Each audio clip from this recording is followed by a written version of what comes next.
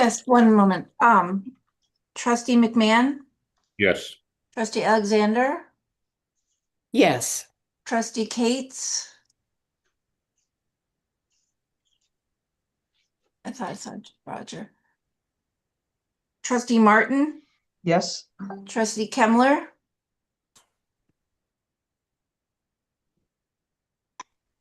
I saw Will. Oh, I'm here. Can you hear me? Oh, yes, thank Wait, you very much. Trying to see us.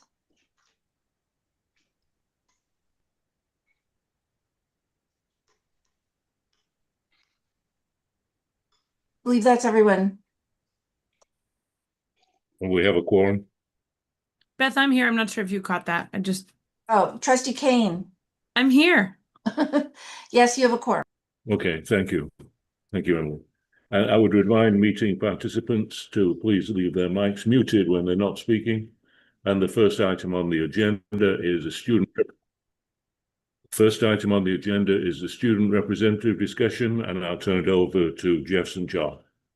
Thank you, Trustee McMahon. Very quickly to start us off, just a couple of programming notes for all the trustees. I'm delighted to welcome Dr. Heather Nunez Olmsted from University of Maine at Presque Isle, who's joining as the new faculty representative for UMPI. I see her. She might just give a little wave so you can catch the motion on the screen. There she is.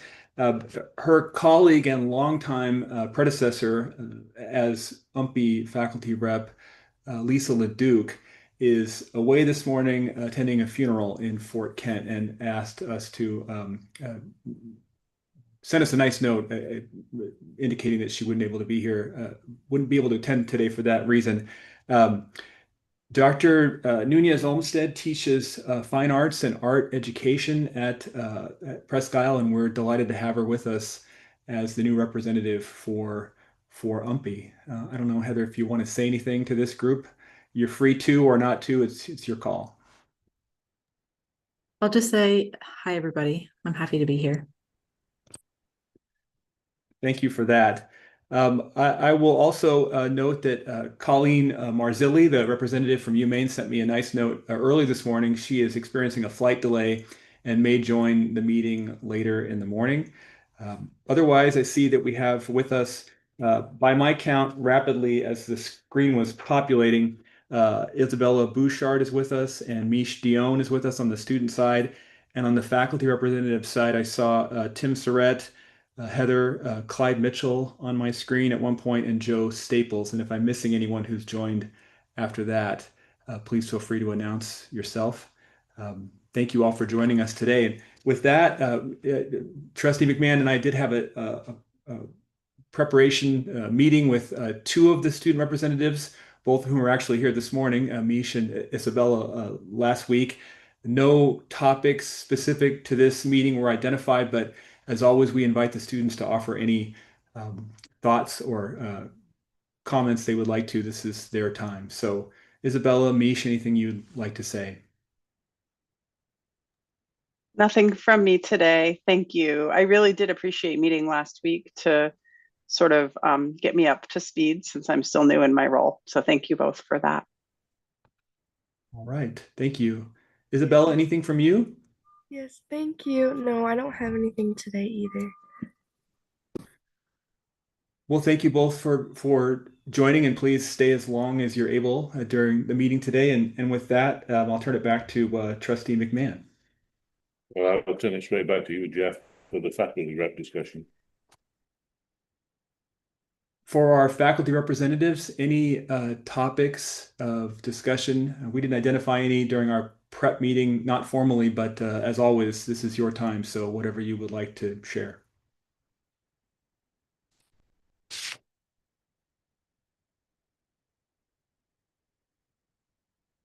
Nothing for me. Sorry, Jeff. Thanks, Clyde. Hey, Jeff. Yeah, just the bubbling up some concerns about the switch over to the Anthem health insurance. That's been brought up a few times by faculty, and just overall, I don't know if I'd call it concern, but interest in AI and AI's impact on what we do and what policies may be coming from administration, from system administration, and the direction we'll be going in and whatnot. So those are the only two I wanted to mention. Tim, thanks for that. I do know that with respect to Anthem, our Chief Human Resources Officer, Amy Parker, is probably your best resource. Vice Chancellor Dorsey is also very up to date on that subject. You could speak to either or both of them. With respect to AI, I'm happy to turn, if he's willing to just share a brief update on the state of things with Vice Chancellor Lowe. Yeah, Jeff, I would just add Thursday at FFT will be the first of our discussions around the systems AI task force report. So if you can tune in on Wednesday, great. If not, as you know, we'll have a YouTube video up there afterwards. Anticipate that, as I said, first of several conversations, and then always happy to chat offline if that's helpful as well with any of the faculty. Appreciate it. Jeff, also, I would just add quickly that to the first topic around the our healthcare providers transition, there were 2 town halls held, where at one of the town halls was a bit more just informative. The other, we addressed questions that came in at the time, and those were recorded, and I believe so you'd be able to see the question answer, the back and forth. They're on, I believe that they are recorded and on the website, but there is a part of our website under the Employee Benefits Center that has a pretty robust frequently asked questions section. We find that we're getting a lot of the same types of questions from folks, so we've put those out there, and there are some responses there, along with contact information for Carla Varnum and the team that runs the Employee Benefits Center. So certainly resources out there. If people have questions, I would not hesitate to have them reach out with those, especially given, understanding that open enrollment begins November 1, so coming up very quickly. Do you happen to remember what the concern that really cut through was? I think the concern with most is around the percent of providers that will be considered in network based on the negotiations between Anthem and Northern Light Health that are currently taking place. Just concerned that if those negotiations go one way or the other, will Anthem be able to provide the 85% in-network coverage that is required from the RFP process. So I think that was the one that we get the most, or variations of that. What happens if this agreement doesn't come about? So lots around that. I see Amy Parker has a hand up. Amy? I am happy, Tim, if you want to have a conversation offline too. If you have specific questions or feedback that you want to share about what you're hearing, I'm happy to have a discussion with you as well. I'll keep that in mind. Thanks. You're welcome. Thank you, Amy. I have nothing to add to any of this. Thank you. Thanks, Joe. All right, thank you all. Appreciate that. Okay, well, thank you very much indeed. And we're now on tab 4. Tab 3, academic program proposal preview. And for the benefit of committee members, you have to put this together to give you an indication of what's likely to come up over the next several months. So I'll pass it over to you, Jeff. Thank you. I'll credit David. This was his good idea. We spoke about this very briefly at the last full board meeting about the idea of offering the trustees a look ahead. As you'll see in the A-sheet, though, that comes with a number of caveats from me. So the exact mix of programs in development changes depending on further faculty feedback, resources, provost prioritization on their own campuses. So I put in every proviso I could to suggest that this is a list of programs that appear to be moving forward at some point in the near future for your consideration. But I promised all of our provosts that I would not hold any of them to this. This is not a perfect one-to-one. This isn't a set of 4 that will show up, for instance, at the December ASA meeting. It's not quite like that. But just very briefly, if this is helpful to trustees. So Those of you who were able to attend the fantastic opening of the nursing and cybersecurity facility at UMA earlier this fall heard members of our congressional delegation speak directly to the need for more nurses and more nursing programming across our state. This has been in the works for some time.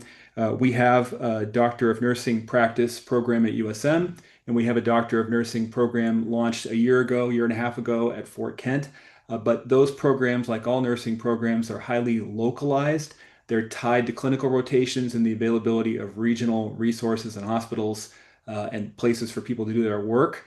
So for some time, Orono has been looking at the development of Doctor of Nursing practice to complement their existing offerings in this field.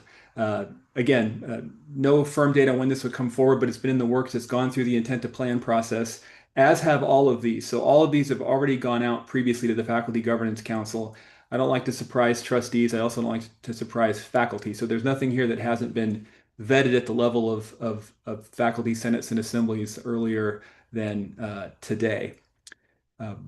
The second program is an MEd in Library and Media Studies. We have undergraduate programs in library science at UMA, and they're both strong programs. This is an effort to reach the graduate market, and a graduate market in a way that accounts for the evolving role of information technology in library sciences and the evolving role of media in library sciences.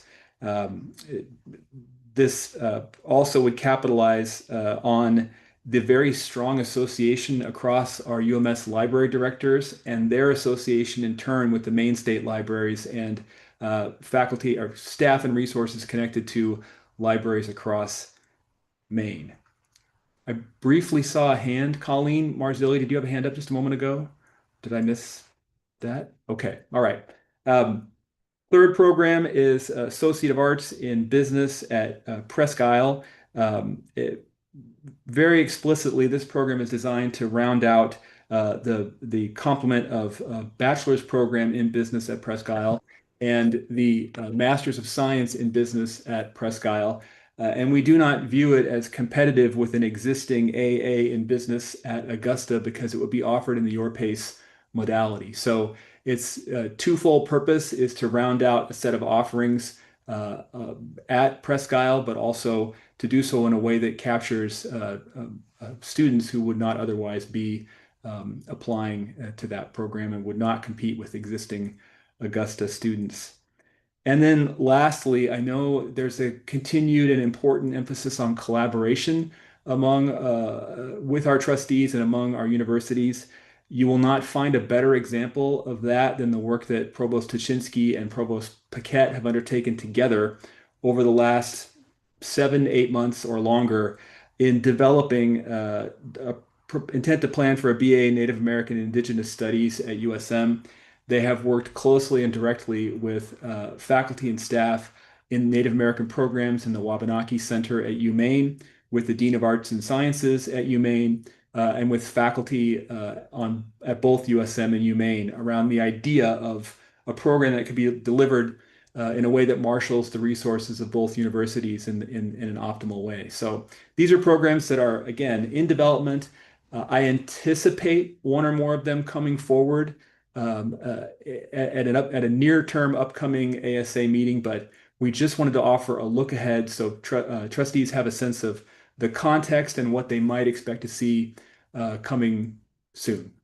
Trustee Alexander, please. Thank you. I assumed that this would result in something similar to what FFT does, which is to see the actual proposal in a preliminary meeting of the FFT committee, in which feedback is solicited, questions are asked, and then the final version comes to the next FFT meeting.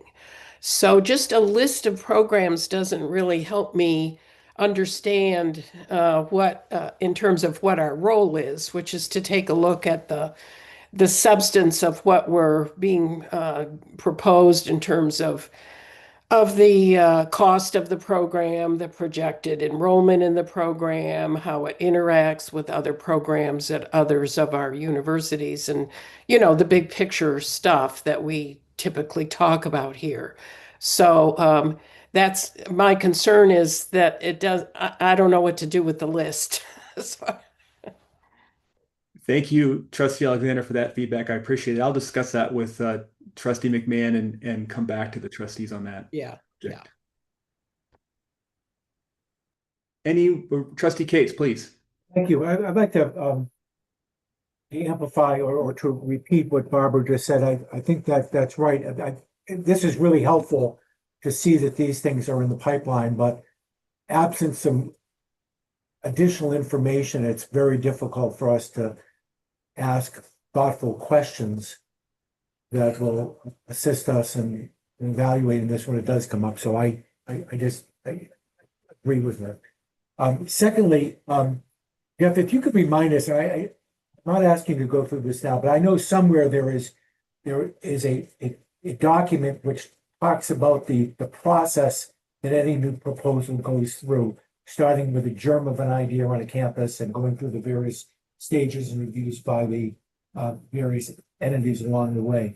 And I don't need you to repeat that this morning, but could you pass that along again? We'll do that. We just shared that last week for another purpose. So I'll ask Jamie to send it to me so it's at the top of my inbox, and I'll put it out for the trustees. Great. Thanks a lot. And let's see. That's it for me. Thank you very much. Appreciate it. Certainly. Any other questions of Jeff? David, Yeah. if that's it on that subject, you and I also added in our annotated one further note here for the trustees. We have scheduled for today's meeting in the work plan the state of transfer report, but we realized after publishing the work plan that the narrative portion of the report is scheduled for October, but the data comes out from our IR team in January. So with thanks to the trustees for their flexibility, Trustee McMahon and I made an executive decision to put the two pieces together when the data becomes available and share that report at the February 9 ASA meeting. Thank you, David. Thank you, Jeff. And so the next item, tab 4, new academic program proposal, Bachelor of Science in Wildlife Management at UMFK. Jeff, do you need to introduce this? Just very briefly, and then I'll happy to hand it over to President Hedin. Trustees, again, knowing that context is important for all of you. So President Hedin and her team worked for almost 2 years on a pair of complementary programs. The first was the bachelor's degree in forestry, which the board approved in May of this year. The other program was this program in wildlife management. We have existing wildlife management programs at the wildlife ecology programs at the bachelor's, master, and doctoral level in Orono, and also a wildlife conservation program at the master's level in Orono. We do not have a wildlife management program, a program focused on the administrative side and the management of active wildlife populations side of the sphere anywhere in our system currently. If approved, this would become immediately the most affordable such program anywhere in the Northeast. It also, again, doesn't compete with the Orono programs that exist. It furthers strategic plan goals articulated in the most recent strategic plan from UMaine Fort Kent. And I would also note that the general strategy that President Hedin has taken in consultation with me and with our other chief academic officers has been to advance a select number of programs in areas of teaching and enrollment capacity and opportunity. And I think that's borne out, at least in the last couple of years in particular.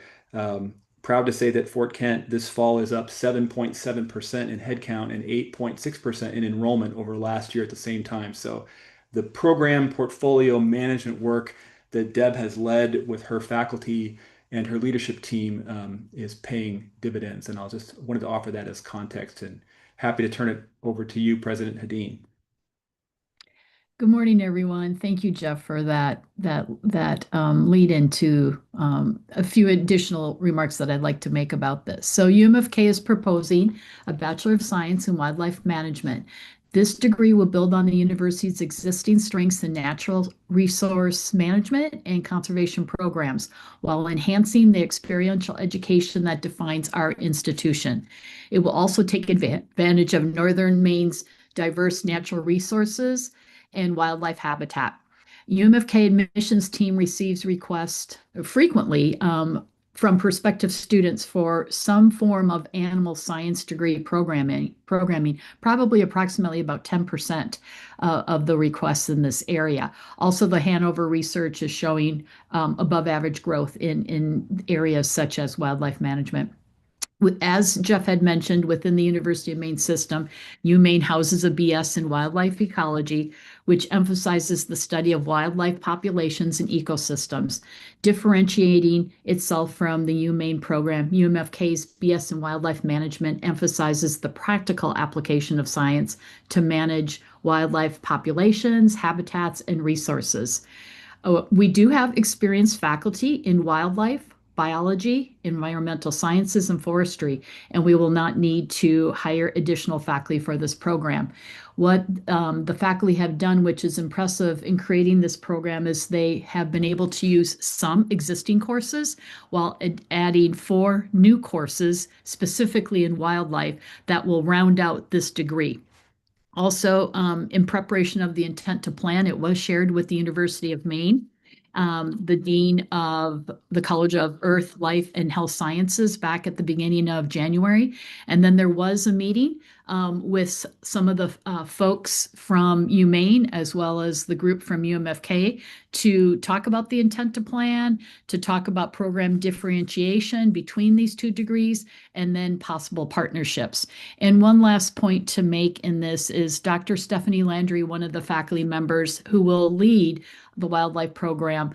She is already collaborating with Dr. Sabrina Morano from UMaine and Lee Cantor, state moose biologist from Maine Department of Inland Fisheries and Wildlife. She also partners with the University of Maine Systems Maine Geospatial Institute and the Three Borders Working Group. So we already have some very nice partnerships in place that will lead and have been leading to research opportunities and collaboration between the institutions. Thank you.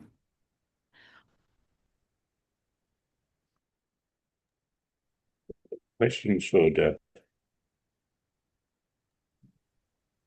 Roger. You're on mute, Roger. Sorry about that. President, thanks very much for that presentation. Just one question from an FFT perspective about the finances here. And you've showed the finances, which look very, very positive for this program. No additional full-time faculty. I take it that's because there are some current faculty which have some additional capacity that will be applied in this. Is that correct reading? Yeah. Thanks for bringing that up. Yes, we have some faculty that have current capacity, and also what it will do in some of these other courses that then will be moved into this program is strengthen those additional courses to move them closer to capacity within courses that then overlap with biology, environmental science, possibly a little forestry.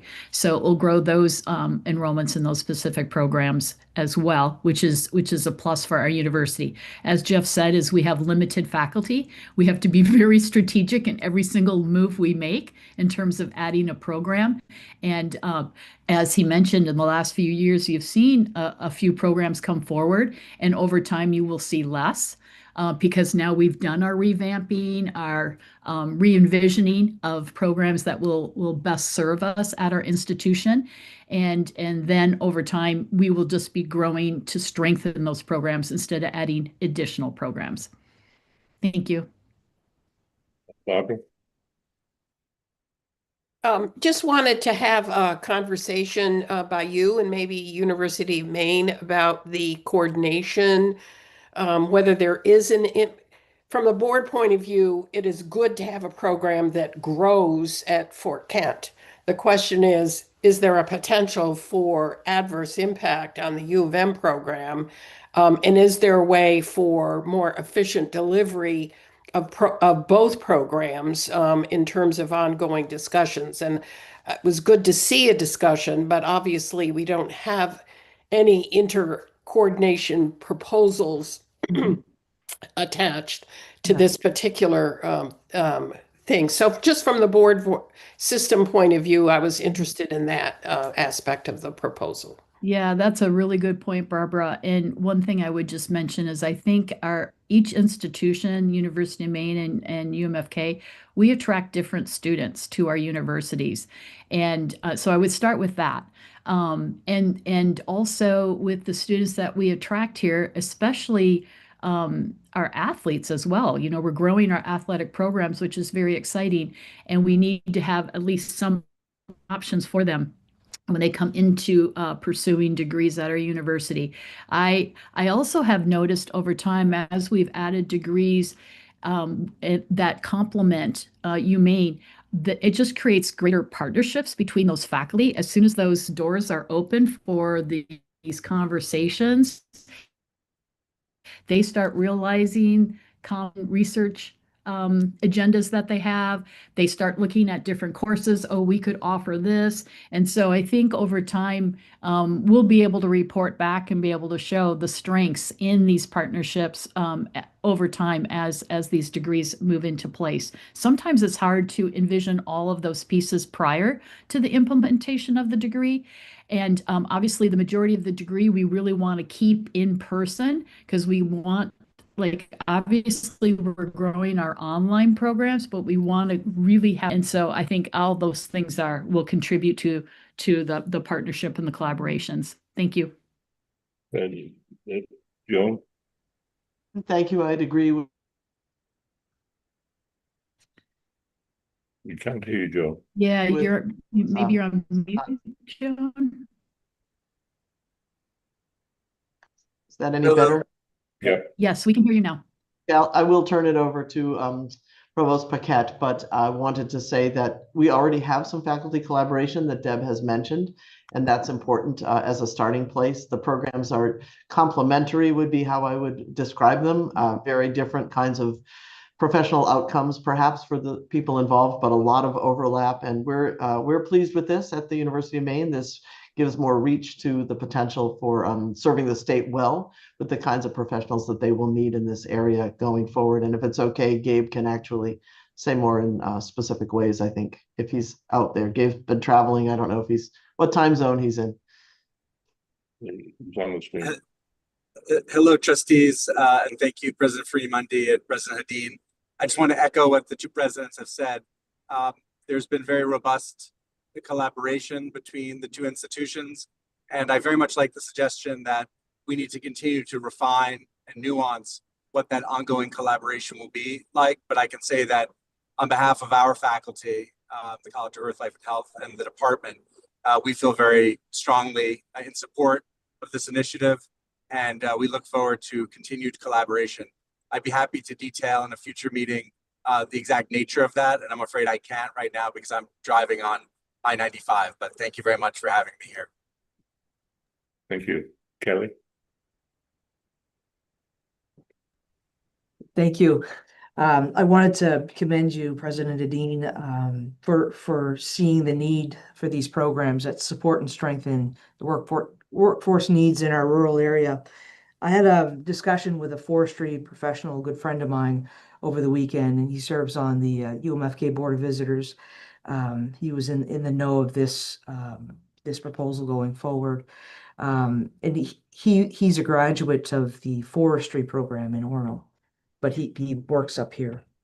He told me, he said, usually a forestry major is going to gravitate towards probably doing they have a desire to have courses in wildlife management, and that struck a chord with me because I thought, look at the opportunity. If you're going to be a steward of the forest, it comes with everything, not just management of the lumber, but usually people in this profession also like the wildlife management aspect too. So I see a lot of opportunity going forward for more credit hours. So I just wanted to share that. Thank you, kudos for bringing this forward. And I will be voting yes on this today. Barbara? I really appreciate the conversation and the input from the University of Maine. And I appreciate that one of the key people is not here, but on the road. But is it possible to construct a specific report? I'm asking as a practical matter. Is it possible to construct a specific reporting date with respect to the implementation of the ongoing interactions, and so that there's some board way to monitor and perhaps help make it clear that these are the discussions we're interested in hearing more about? So is it possible, for example, to ask for a 6-month report or a 1-year report? I'm not sure how that process works, but that would help, I think, help the board monitor what now is a very vague but very positive statement about these interactions. I'll let this university leaders figure that out. Is that possible? Actually, could we turn to Jeff, who has helped to navigate this with reporting on our criminal justice collaborations with UMPI? Trustee Alexander, we can do that. I would recommend that it be at least a year after the launch of the program, so both provosts can figure out what course scheduling, staffing, and early enrollments look like. But we can certainly, if the board were to approve, if the trustees were to approve at ASA today and approve at the board meeting in November, I'd be happy to come back with the two chief academic officers a year from now at this meeting and share an update. That would be good for the approval process to reflect that idea. I'd appreciate that. Kelly? How about if we looked at it as a state of collaboration address? So it wasn't individualized programs. It was how are our universities collaborating instead of one-offs. I just see a lot of extra work here for the committee and for the professional staff to be putting all this together. Thank you, Trustee Martin. We can certainly offer a concise but informative update for newly approved programs. Given the number of programs and the number of collaborations we have ongoing across the system, it would be almost impossible to offer, to your point, some sort of comprehensive report on the state of collaboration, which would be outdated the day after you received it due to ongoing conversations and discussions and partnerships. So for new programs where there's a specific trustee concern around explicit collaboration, again, I would recommend a year out, sharing that through ASA, and I'd be happy to be responsible for that, take the lead in working with the CAOs on such an update. Thank you. And just to respond to Trustee Martin, many of the proposals that come to us are embedded with specific proposals for interaction integration. They come already to us with that feature evaluated and embedded in the program.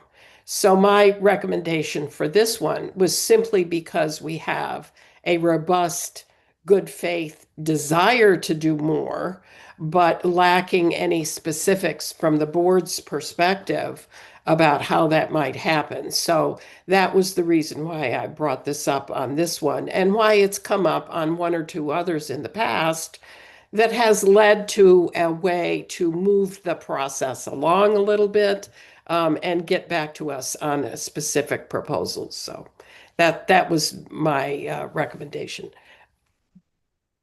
Thank you for the clarification. Had we done that with the forestry program as well earlier this year? Had we? That program was approved at the May meeting of the board, I believe, or Trustee Martin, I can double check that. I'm happy to talk with President Hadeen about a joint update on both programs. It might be easier for her and for the CAO at Orono to put the two together. And as Deb notes, there are already potential collaborations across the two faculties, across the two programs, including faculty at her own university who may be able to assist from the forestry side with this new program in wildlife management. So I'd be happy to do that. Other questions? If not, I will read the text of the proposed resolution. That the Academic and Student Affairs Committee forwards this item to the November 17th, 2025 Board of Trustees meeting for approval of the following resolution. That the Board of Trustees accepts the recommendation of the Academic and Student Affairs Committee and approves the Bachelor of Science in Wildlife Management at the University of Maine at Fort Kent. Could I have such a motion, please? So moved. Can I have a second? Moved and seconded. Is there any further discussion? If not, would the clerk please take the roll? Trustee McMahon, Yes. trustee Alexander, Yes. trustee Cates, Yes. trustee Riley, Yes. trustee Kane, Yes. trustee Martin, Yes. trustee Kemmler. Yes. The motion carries. Thank you. And thank you for the robust discussion. Tab 5, an update on 90 credit applied bachelor's degree programs. Jeff? Thank you, Chair McMahon. Trustees, my hope is that this will be the last such update, except to tell you that the programs have been approved by NECHI at some point later this fall. But I'd have a two-part update for you today, and I hope that you will see it reflects precisely what the trustees have asked for in terms of transparency, enrollment safeguards, and other dimensions of the development of these programs. The first part of this update, on October 14, following review by the Chancellor and by the senior leadership team, my office submitted a 106-page formal request to NECHI for approval of our 5 pilot programs in 90 credit delivery. That proposal included the complete program proposals submitted and approved by the board earlier this year. It included verbatim the enrollment safeguard policy approved by the board earlier this year. It included a delineation of the curriculum, program learning outcomes, and adherence to board and NECHI policy and guidance in all respects.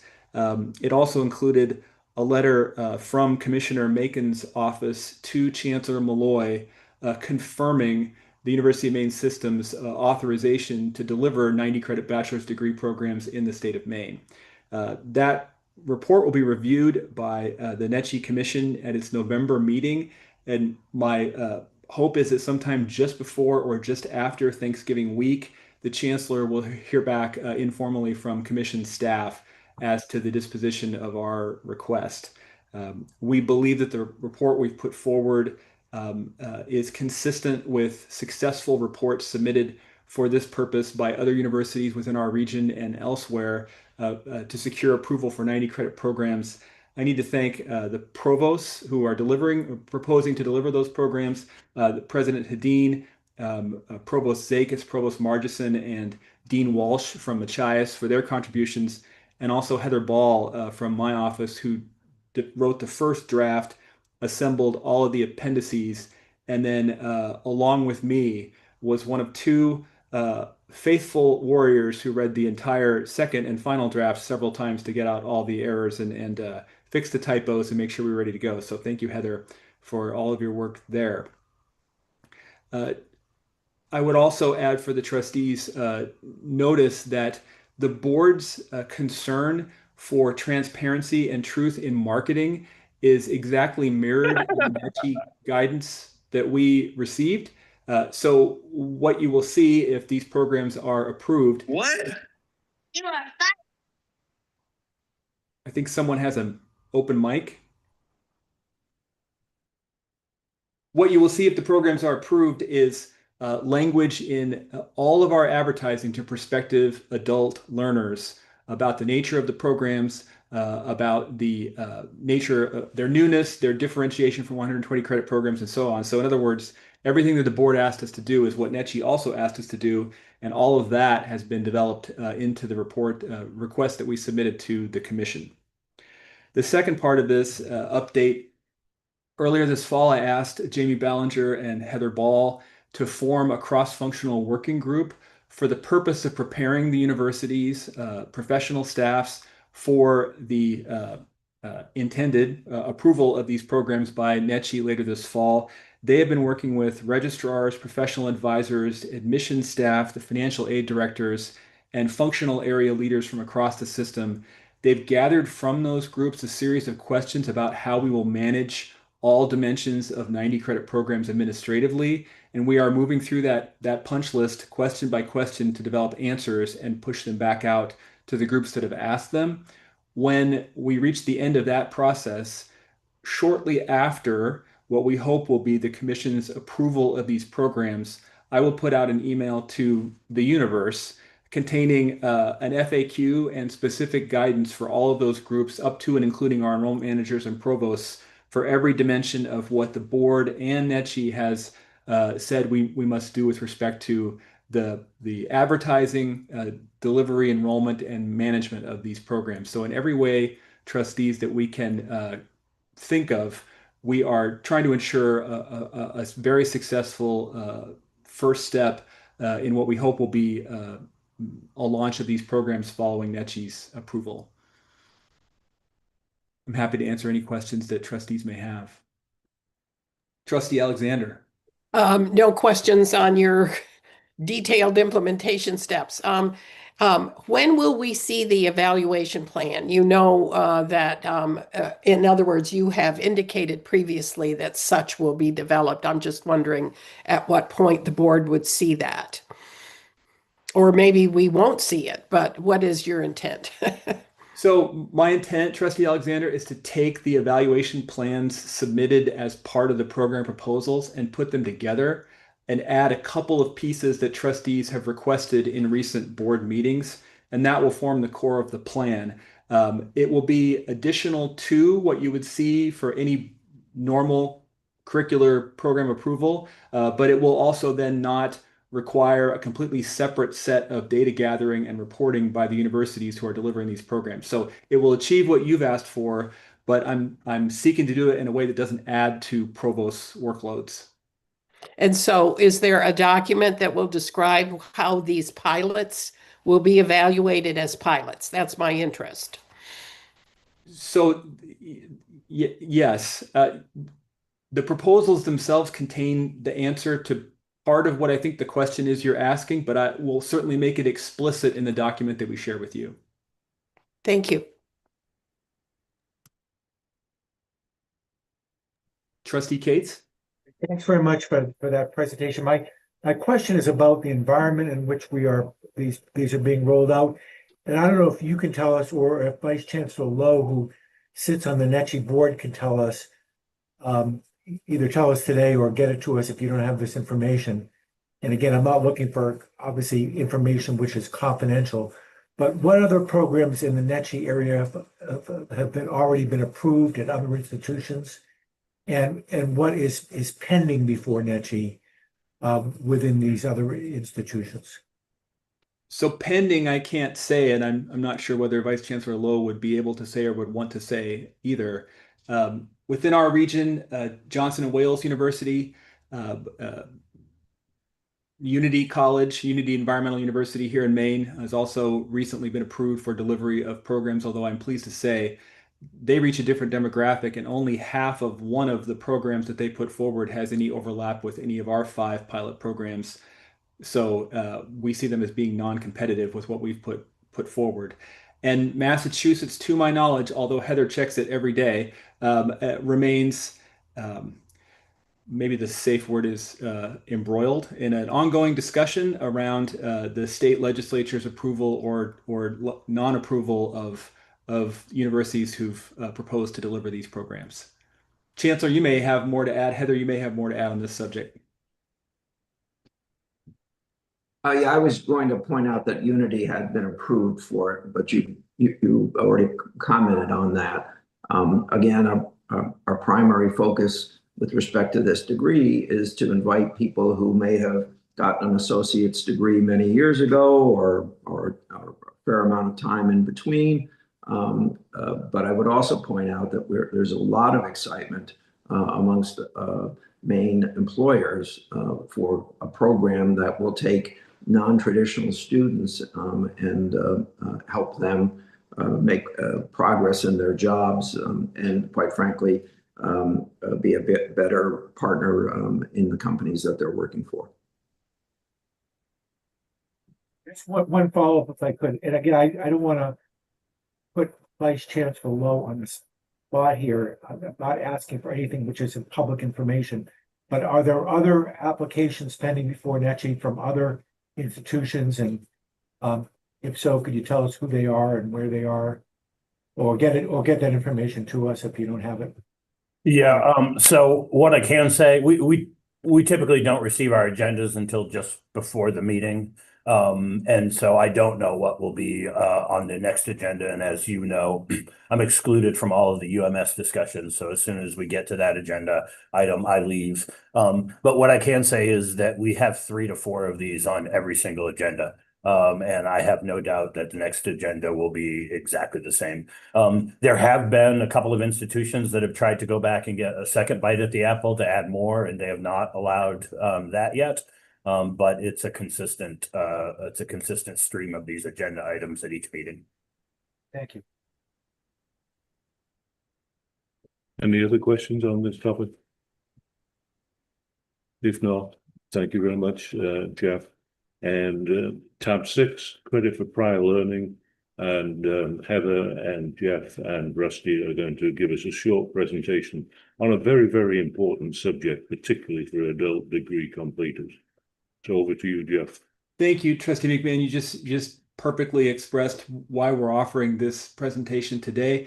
Heather and I will be joined by Rusty Dolleman, who leads credit for prior learning at the University of Southern Maine. USM has the longest standing office and function in credit for prior learning in our system. That work goes back over 40 years at USM and then beyond that elsewhere in the University of Maine system. Trustees, just by brief way of overview, you're all aware that we have early college programs, direct admit, and other ways to reach out as effectively as possible to high school students and prospective college students who are in high school, coming out of high school. But there's a parallel function that's existed for quite some time, previously called prior learning assessment. The favored term now is credit for prior learning, or CPL. CPL is our outreach to people who have work and or life experience that is equivalent to some number of usually general elective credits that would bring them into one of our universities as, for the most part, adult degree completion students, people coming back after some period away or having never come to college at all, having gone directly into the workforce.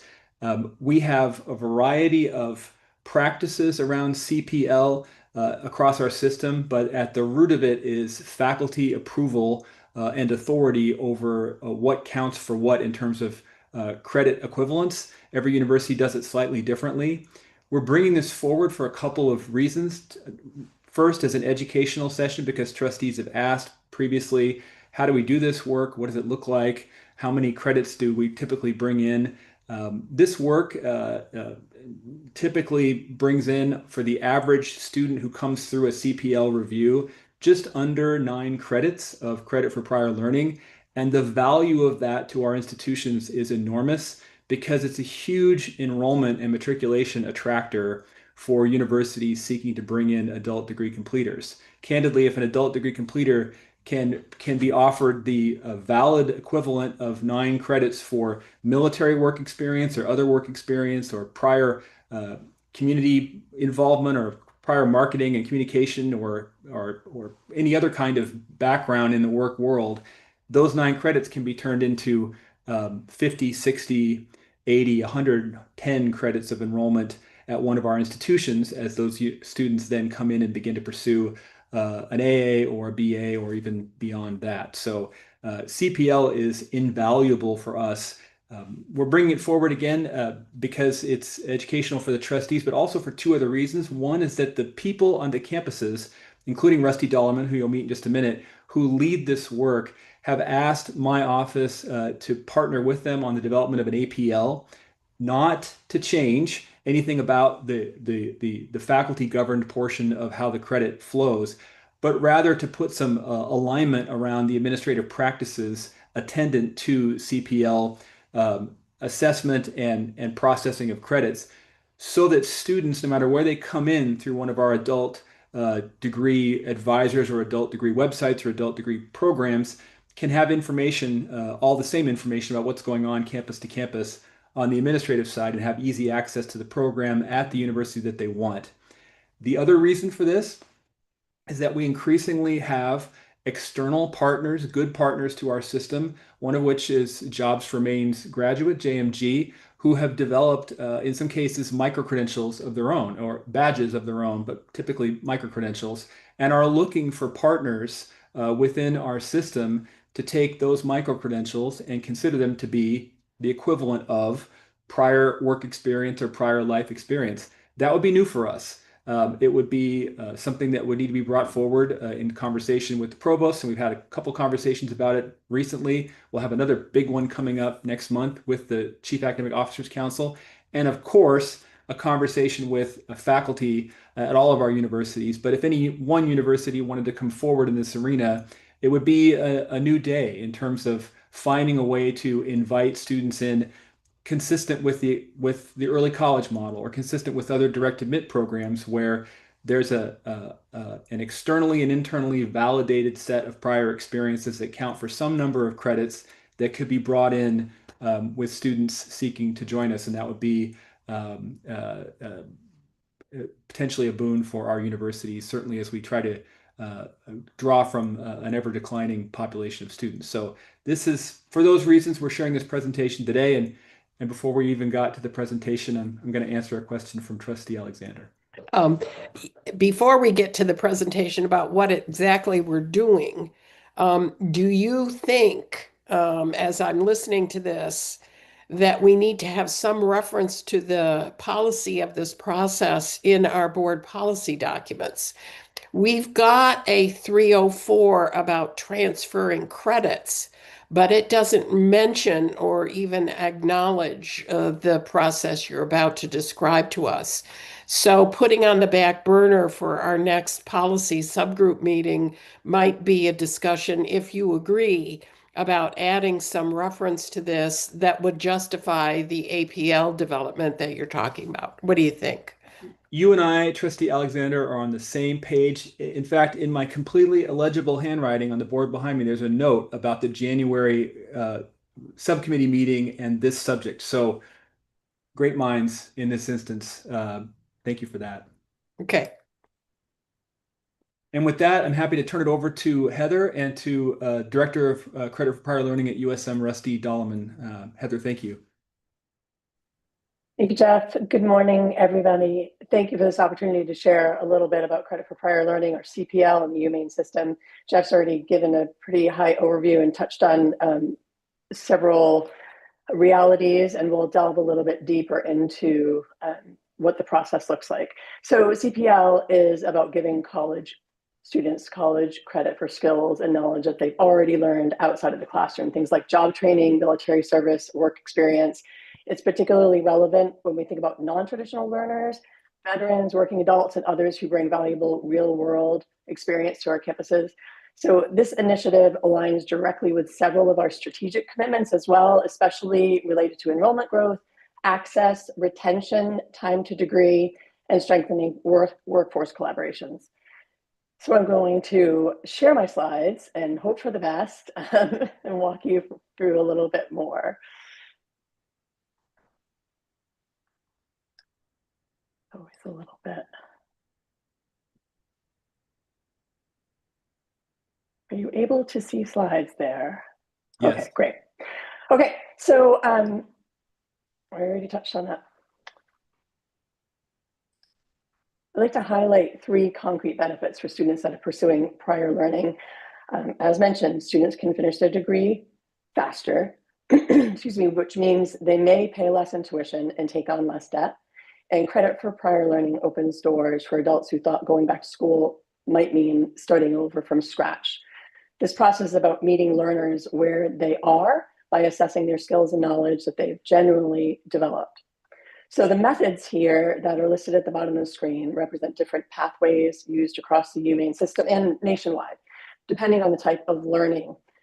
Portfolio assessment is the first one, and we're going to dive into that next. That's often the most flexible and student-centered approach, particularly for experiential learning that doesn't fit neatly into a standardized test or certification. Jeff has already introduced our colleague, Rusty. He's the Director of Credit for Prior Learning at University of Southern Maine, and he also facilitates the UMS Credit for Prior Learning group, which is comprised of CPL leaders from each of our universities. That group meets regularly, and I'm very honored to be able to meet with them and learn from them. So I'm going to lean on Rusty a little bit here to help us to understand a couple of the assessment methods that are not self-explanatory. So portfolio assessment, hold on one sec, we'll come back to that one. Credential and licensure review, many of these are pretty straightforward and exactly what they sound like. So a student may have a credential that they've earned in any number of walks of life. Standardized exams may include advanced placement, as Jeff mentioned, or CLEP exams and other standardized exams. Rusty, could you help me to talk through challenge exams, please? Sure. Can you hear me? Yes. Okay, great. Thanks, everybody. So challenge exams are examinations that are created by the universities themselves for students who have a high likelihood of being able to test out of courses from previous experience. So for example, at USM, our computer science department might take a student who has previous coding experience and allow them to take a final for our intro level Python course or our intro level Java course. And this just enables students to progress more quickly, definitely helps save them some money. Students are able to look at the syllabus for the class beforehand to make sure that their learning from experience does match what will essentially be on either the final or some other comprehensive exam that the department comes up with. This is a very faculty directed and controlled process. It's the faculty who are creating the exams. It's the faculty who are grading them. We usually employ them when there is no standardized exam, like there's no CLEP exam that will give credit for that particular course. So it tends to be fairly individualized, although some departments have some like standing challenge exams. Thank you, Rusty. The next one is military training evaluation, which I think is also rather self-explanatory, but I'm going to lean on Rusty again for an explanation of the seal of biliteracy. Sure. The Seal of Biliteracy is a national program which aims to recognize students who are proficient in English and at least one other language. The Maine DOE has had a program for a number of years. English proficiency is demonstrated through high school coursework, but proficiency in the other language is demonstrated through some sort of approved exam.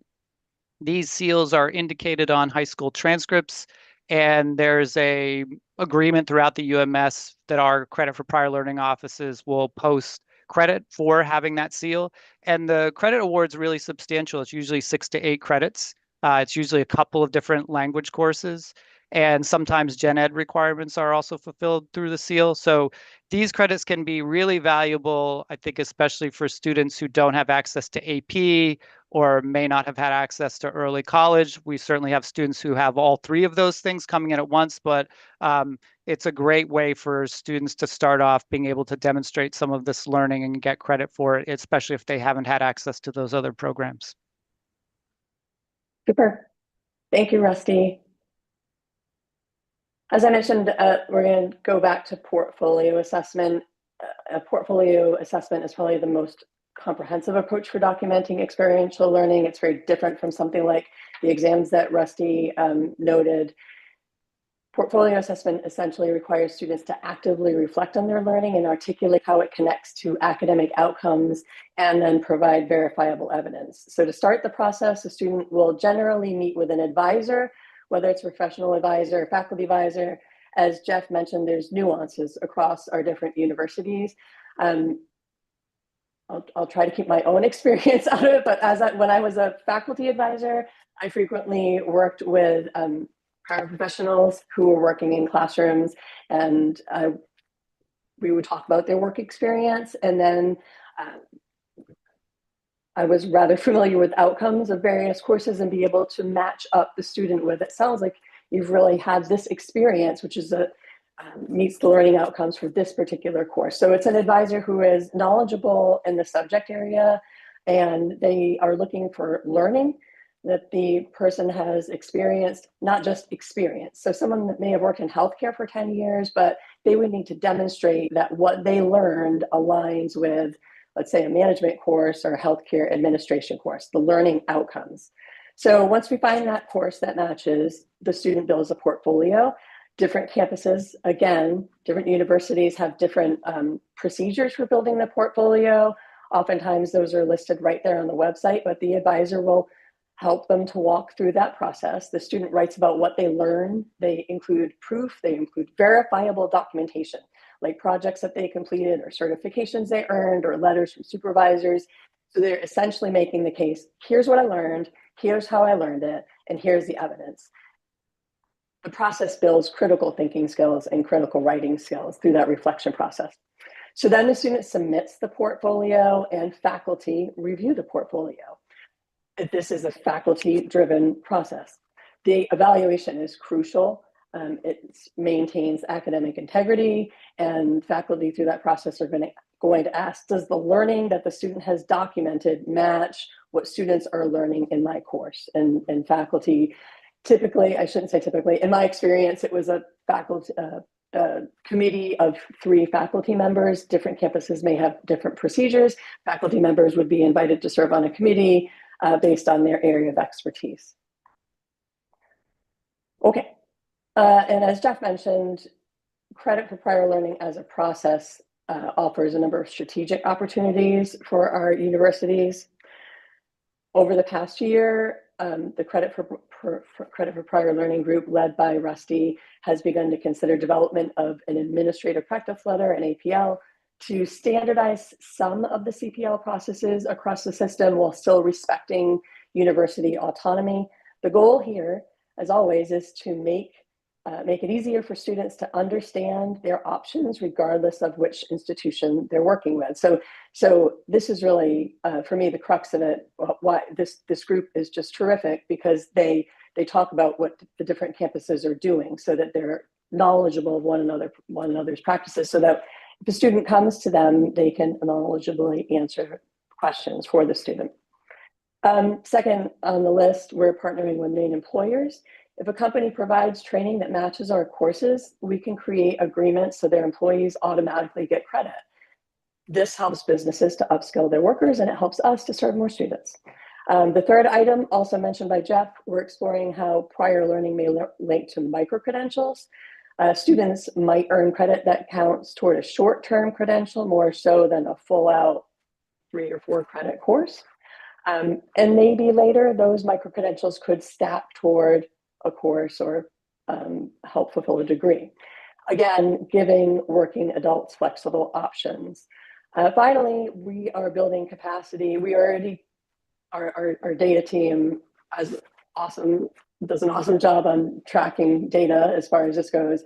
We're building more capacity to track whether CPL students stay in school, whether they graduate at higher rates within the UMaine system.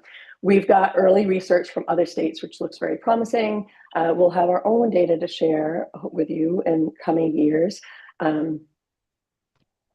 That's the highlights, and I'll stop there, answer any questions. Happy to discuss how this works in real life or talk about more opportunities. Thanks for your time. Questions, Heather, Rusty, Jeff? Roger. Thank you. Thanks very much. This has been a really good, interesting presentation. I'm glad we're doing this. Thank you. My question is about standardization, and I'll talk about in Maine and then outside of Maine. But is the goal here that student A would have the same who has a given set of life experiences and trainings would get the same credit for that at each of our different campuses, no matter which campus that information was presented to? Is that question clear? It is, Roger. I think the best answer that I can offer is that developing alignment of the policies around this and the practices around this and sharing information about that alignment with faculty is the best way to get toward what you're describing. So faculty at the university level have discretion over curricular matters, but we know that if we are more aligned versus less aligned, it benefits everyone, not just the students coming in, but the faculty who would be teaching those students and seeing enrollments in their programs. So this is our way, my way, of trying to increase awareness, bring a little bit of coordination to what we do. Although, again, as Heather noted, Rusty and his fellow directors are great at what they do, but a little more awareness, a little more coordination, I think, will lead to some really good conversations with faculty about how to ensure that every student has an equitable experience with CPL. We lost your audio. Can you hear me? Yes. Okay. Thank you. The other question is more external. Do we have any sense that decisions we're making at our campuses are the same decisions that have been made on these same issues at the University of Massachusetts or the University of Wisconsin or anywhere else? Is there any kind of standardization of this area nationally? So employers and others will have the same sense of what it means in different places? So with respect to exams that are formal and used universally, yes. With respect to, for instance, Rusty mentioned challenge exams that are developed locally. Those are going to be different at every university and every system. But if it helps, Roger, in 2024-25, over 2/3 of our CPL activity across the system was AP exams, which are very standardized. They come from everywhere, the same place, they count the same way. And CLEP exams were another portion of that. Those are college level exam programs that handle the non-high school side of work and life experience. So we have those two major forms of exams that are uniform across the nation. The variation is more localized to those other practices, and they comprise a much smaller percentage of the CPL credits that are evaluated. Jeff, could I also add, each of our representatives on the Credit for Prior Learning Working Group is a member of the Council for Adult and Experiential Learning, and that organization offers many best practices for portfolio assessment, for working with adult learners.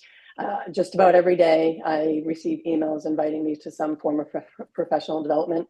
So I would say that each of our leaders from each of the campuses are well in tune with what's happening on a nationwide basis, and therefore in other states as well, so that they know what's up and coming and what best practices are out there.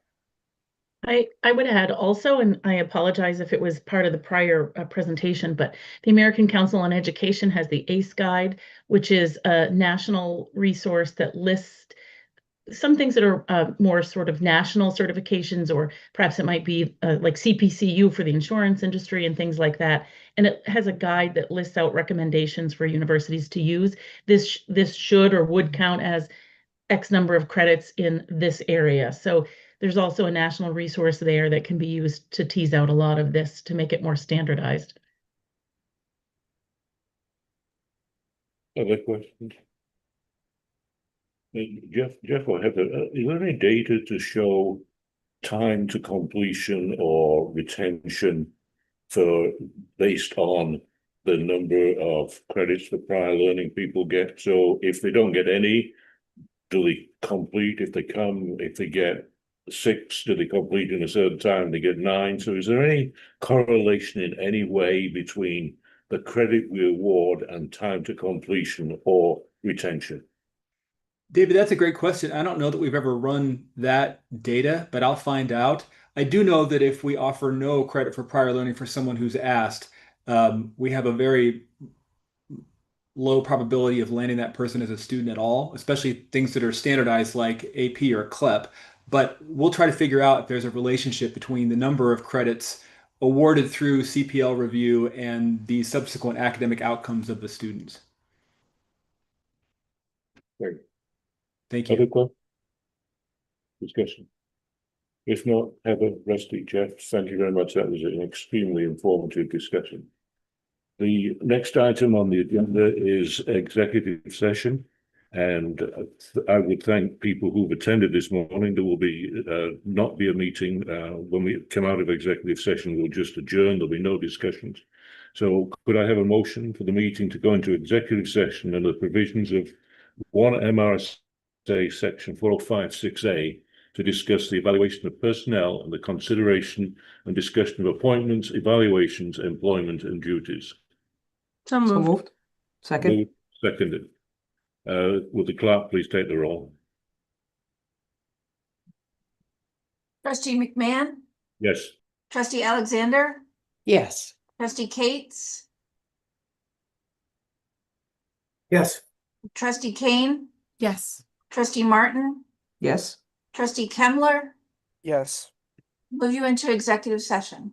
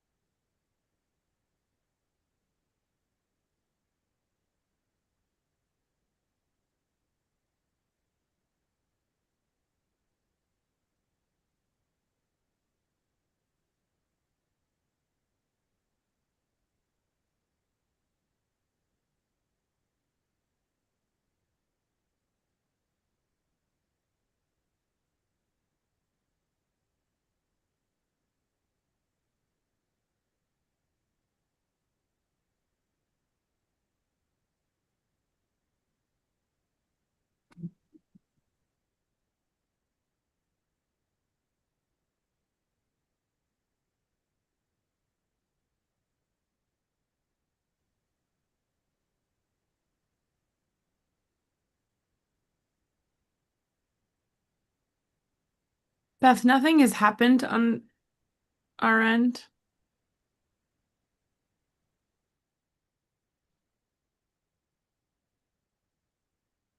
I understand. I have someone running the tech for me. Okay, got it. Thank I you. see. I'm not sure what's going on. I'm sorry, I don't have a list of who I'm supposed to move, so I'm just sort of guessing here. Oh, I thought I sent you the highlighted list, the attendance list. So everybody highlighted on this list goes into the executive room. Yes, yes. Got it. Thank you. I'm working on it now.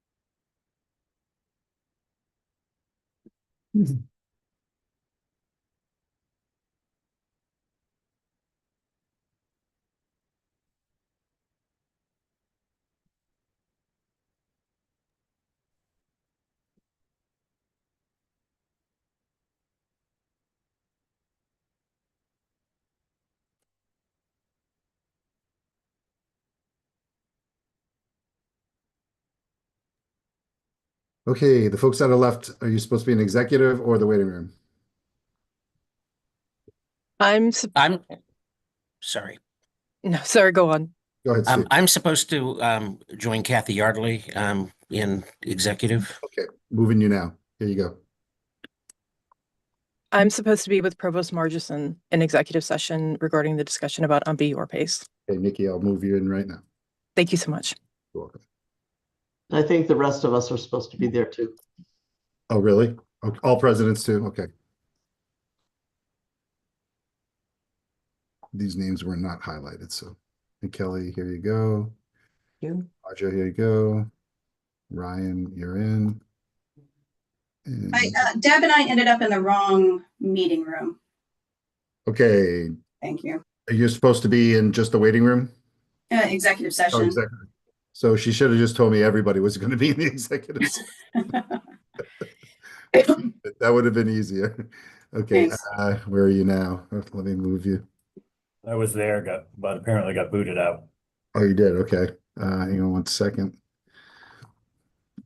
Where am I now? Okay, here.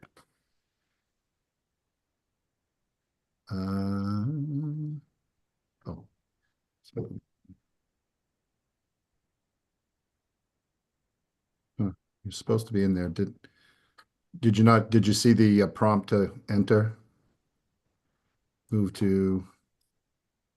Because you should be in there, Ryan. I had it the first time. I clicked on it. I was in there with everyone else, and then magically I ended up back here again. Okay, all right. Let me. Says move you to the waiting room, but I don't have another choice. Waiting room. Oh, Jamie. Okay, let's move you out of there to executive session. All right, thank you. Yep. President Hadeen. Executive session. That is correct. No. Okay, everybody else should be in executive session, but I'm not sure what's going on here. I just joined about 20 seconds ago, so I haven't gotten the invite yet. Riley, are you supposed to be in executive session? I would imagine, yeah. Yes, I see it. Thank you. Okay, yep. And who do we have left? We have Ryan still that I can't seem to figure out where to send you. I'm going to put you in the waiting room, then move you over. Then looks like everybody. Ryan Lowe, admit. Okay, Ryan, you're back again. Ryan.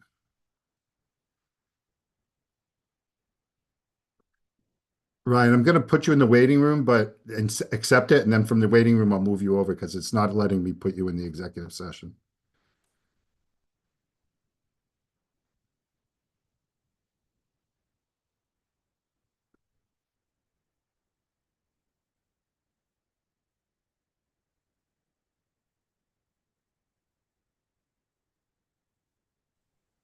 Why is that not letting me do this?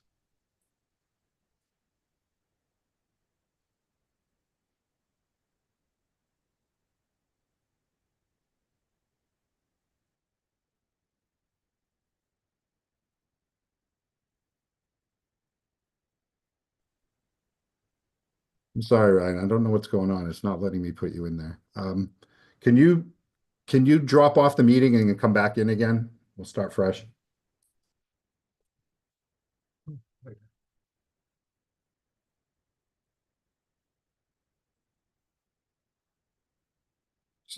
She's saying Senate reps should not be in executive session.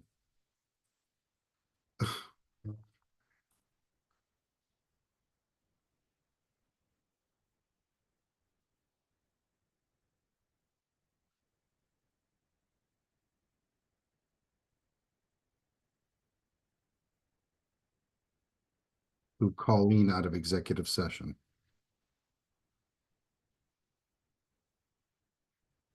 Okay.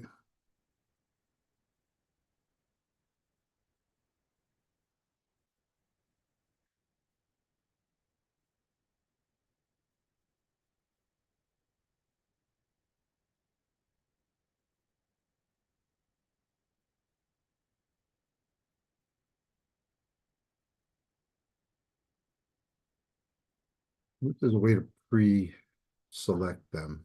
Sure, you can group and then, group a Right. bunch. That would be way easier. Surprised they don't have that feature.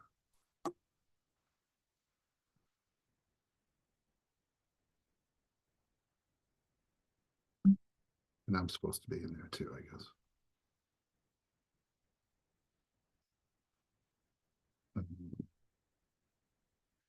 It's me, and I'm going into the waiting room. Get everybody out of there, looks like. I think so.